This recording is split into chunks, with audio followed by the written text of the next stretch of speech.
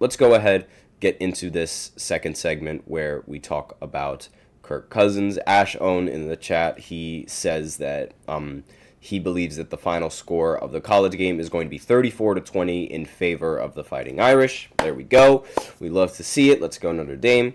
I hope that's the end result. That would be a really good game. I hope it doesn't, start out Notre Dame being up, or Penn State, whichever it is, being up 20, and then the team makes a comeback. That is cool to watch, but I would like a much closer game and a much more competitive game in the college football playoffs, because we've only seen one game that was actually really close and competitive, and even then that game wasn't back and forth. I want to see a back and forth game. But more so on the Kirk Cousins situation. So this was a quote directly stated from their GM, Terry Fonteno.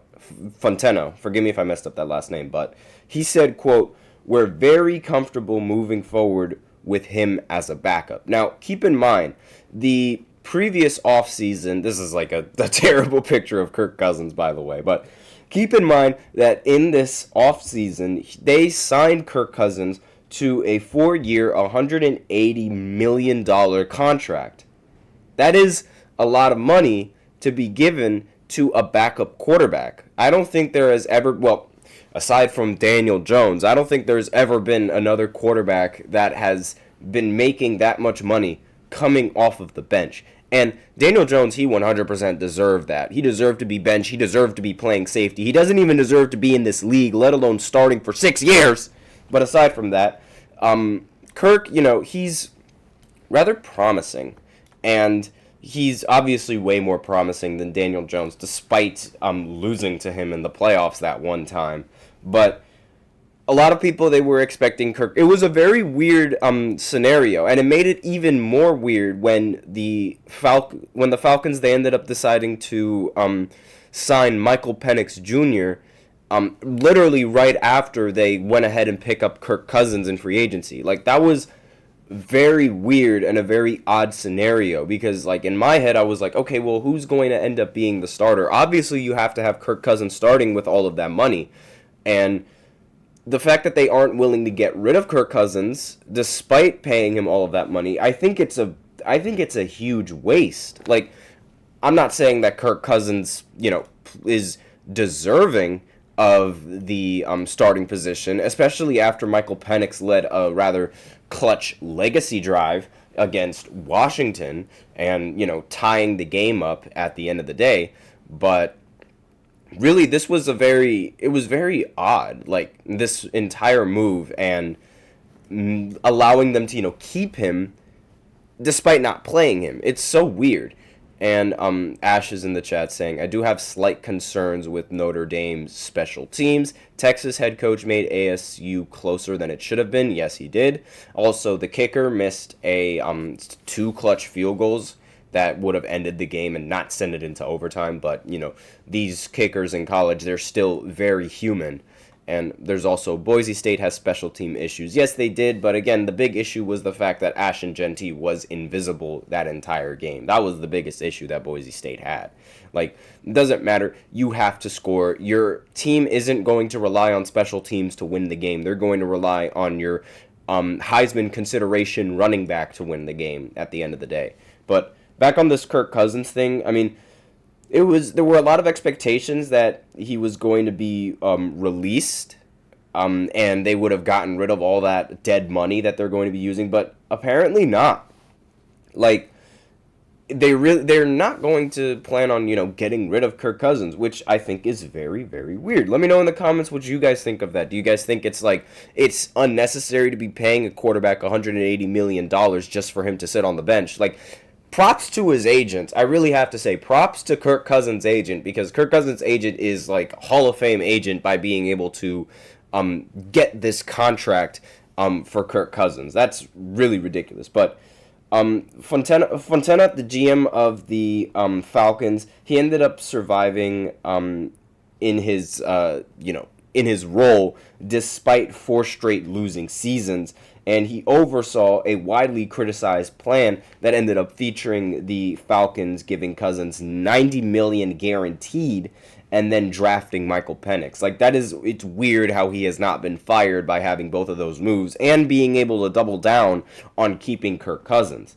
And not only that, Penix was a top 10 pick. Like, it wasn't like they ended up drafting Penix, like, out of pity or anything like that. He was a top pick, and he was expected to be a very competent quarterback. And so far, I think he's, like, been pretty solid at that role. And props to him for drafting him. But again, after signing a quarterback, making that much money, that's weird. And Kirk has been awful in the last few games that he played. I think he had like a touchdown to interception ratio of 0-6, which is very, very bad. And Ash Owen says, we see it all the time in the NFL. Bye teams come out flat. Look at first half in all the games. I completely understand that, and I know that we've seen that several times in the NFL. But again, like, you'd expect them to at least like put up some sort of a challenge. That just did not happen in any of the games aside from Arizona. It was very odd, and it's like it looked like each team that had the first round bye didn't belong there. That's sort of what I got from that. Now, obviously, Kirk Cousins' contractual neighborhood are not backups, and for the fact that he's immobile also doesn't help his situation. And no quarterback with a salary of $12.5 million is a backup and coming off the bench. Like, that's just not possible. And another thing that's making it really difficult for the Falcons is that, because Ash Owen mentioned trade value, it's going to be very hard to encourage trading Kirk Cousins, especially with that contract now. Given how he played in his last few games, it's going to be very unlikely that teams are going to be willing to trade for him and continue to pay him all of that money. Very, very unlikely. And Kirk Cousins is due to count $40 million against the Falcons' cap in this year alone. The Falcons keeping him would also leave them on a hook for an additional $10 million guaranteed, due on March 17th. The team is probably going to look for a little bit of an escape to avoid that final payment in his contract by designating the QB as a post June 1st cut. And that measure would split all of the dead money that he's going to accumulate over the 2 off seasons, helping the Falcons after their 2024 mistake. The $65 million penalty would check in second all-time by a substantial margin in terms of a single player dead money hit, and Russell Wilson is the only quarterback that leads in that category, where he had an $83 million plus dead money charge set that he hit in the Broncos payroll soon. Like, that's really what's going to happen. So the Falcons any hope that the Falcons have in trading Kirk Cousins is going to probably involve an NFC South team paying most of it to facilitate a deal.